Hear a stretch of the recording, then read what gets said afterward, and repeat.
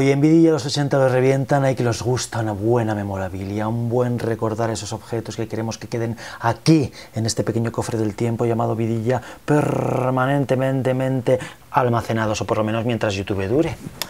Cualquier día le da a YouTube un pasmo, se pierden todos los vídeos y aquello se convierte en una especie de tercera guerra mundial, ¿os lo imagináis? Hoy vamos a hablar de dos tipos de disquetes informáticos que en los años 80 causaron sensación y que nos servían para almacenar nuestros primeros archivos. Sí, aquella época en la que teníamos ordenadores como el Spectrum, como el casete, que iba con una especie de cinta de casete, no, una especie no, era una cinta de casete, los juegos iban grabados ahí, tú lo metías y lo metías en un reproductor de música, lo que sonaban eran como pitos, códigos extraños que al meterlo en un Spectrum, el Spectrum, oye, que lo entendía, que lo interpretaba y que te ponía los juegos de primera generación. Estos que eran un poco más de la evolución de unos palitos. Eso claro, si no tenías un ordenador Amiga, que casi tenía gráficos como de tienda de recreativos, un poco parecido, pero ay Amiga, el ordenador Amiga costaba mucho dinerillo. Había otros equipos bastante más modestos, como por ejemplo los primeros PCs que sacó a la venta la marca Amstrad. Era una marca británica de ordenadores que creo que sigue haciendo algo por ahí y que sacaba esos CPCs, que eran los ordenadores que iban con casete o con uno de los disquetes de los que vamos a hablar hoy,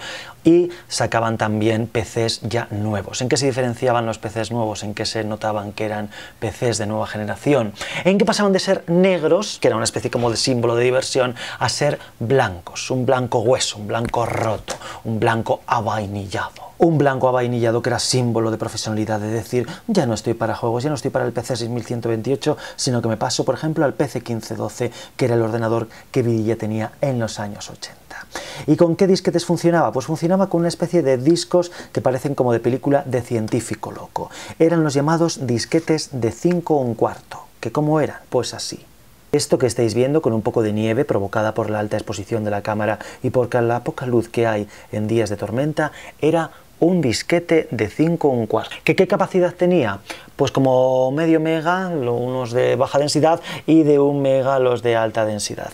Una puñetera mierda comparado con la capacidad de hoy en día, pero que era una capacidad que nos era bastante satisfactoria para las necesidades de aquel entonces.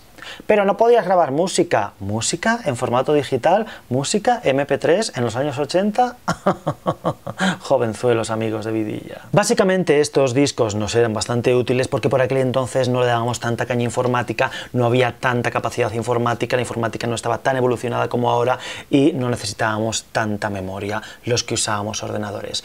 ¿El abuelo nostálgico? No. Para nada, simplemente estoy reflejando un hecho de hace años. Gracias a Dios la informática ha evolucionado una barbaridad. Este disco, por ejemplo, es de Micropro, una empresa extraña, y su programa WordStar, que era una especie de procesador de textos que ofrecía para la marca Amstrad y sus ordenadores. ¿En qué consistía? Pues en una especie de funda de plástico bastante endeble, como podéis comprobar es muy fino y muy endeble, con un disco interior de sustancia magnética. Si algo parecido a lo que hablamos en su día de las cintas de casete, pues igual. Un eje para que pudiera girar y una ventana de lectura para que la cabeza lectora pudiera tener acceso a toda la información grabada en forma de círculos en el interior del disco. Estos discos tenían unas normas, algo así como los Gremlins, pero en disquete informático. Unas normas que te solían resumir. Proteger, porque si le daba el polvo en exceso, se acababa jodiendo. No doblarlo, las temperaturas en las que tiene que funcionar. Insertar cuidadosamente en la disquetera, lo introducías en una disquetera y bajabas una palanca, que era como decirle, ya está aquí el disquete, ya lo he introducido, entérate que lo he introducido y ahora baja el cabezal lector y el eje en el interior, para que lo pudieras meter y al girar la palanca bajaba el eje de lectura y el disco comenzaba a funcionar. Nunca acercarle un imán, a un casete tampoco, porque le acercabas un imán y todos los gránulos magnéticos se volvían locos y decían, Dios mío, aquí, ¿dónde? Aquí, aquí, ¿a qué polo miramos? Aquí, aquí. Se volvían locos y toda la información, fuese música o informática, que tuvieras en el interior del disquete o del casete, se iba directamente, amigos, a tomar por culo. Y la norma de oro de estos disquetes, nunca tocar. ¿Dónde? Aquí, en la zona prohibida. He tocado en la zona prohibida. Es un poco como tocarse la retina del ojo la primera vez que te pones lentillas. No se podía tocar aquí porque si tocabas en exceso, pues te cargabas el disco. disco de 5,25. No llegaba al mega de capacidad, no como las memorias USB de hoy en día, que en una pequeña memoria de mierdecilla tienes hasta para, por ejemplo, 128 gigas. Pero vidilla, necesitamos algún tipo de metáfora para darnos cuenta de la gran capacidad que tienen las memorias de hoy en día. Mira, este disquete cabía, vamos a redondearlo, vamos a decir que cabía 1 mega de información en un disquete de este tamaño. Manos, disquete. 1 mega para hacer una media. Imaginaros, a día de hoy, 128.000 discos como este, 128.000, que se dice pronto, podrían ser sustituidos por esta memoria SanDisk de 128 gigas. Oh, Dios mío, qué gran memoria. Sí, comprada en Amazon por, creo que eran 30 euros, 128 gigas de memoria, y oye, que se calienta como una puta perra, pero compensa.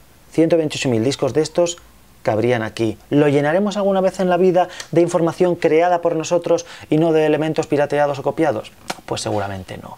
Pero oye, cuando éramos jóvenes tampoco conseguíamos llenar esto, porque los archivos de WordStar, la verdad que, por ejemplo, pesaban bastante poquito, aunque tuvieras como 100 hojas escritas y nunca lo llenabas. Ni en una carrera universitaria, ni en un BUP, ni en un COU, ni nada por el estilo. Pero aquí el extraterrestre, que llegó la revolución cuando los disquetes de 5,25 fueron gradualmente sustituidos por la nueva generación de los disquetes. Unas disqueteras que hasta hace relativamente poco las torres, las CPUs de PC, han seguido trayendo. Son los disquetes de 3,5. Esto era un disquete de 3,5. Considerable reducción de tamaño y una variable en el diseño. Este disquete tenía una posibilidad de ponerle una pegatina, bastante blandurrio, un disco interior protegido por una especie de paño blanco que se puede ver si fuerzas un poco el plástico, no lo vamos a hacer para no cargarnos una reliquia, y esta pequeña muescla, que algo parecido a los casetes, cuando esta pequeña muescla estaba liberada, se podía escribir. Esto era al revés. Cuando estaba protegida por un papel, no se podía escribir. Un ejemplo, un juego de ordenador, por ejemplo, de Hervé, una de las marcas más conocidas. 007, en los tiempos de Pierce Brosnan, sacaban este juego de 007, licencia para matar, conviértete en James Bond y participa en su última gran aventura. Una gran caja y directamente el disquete.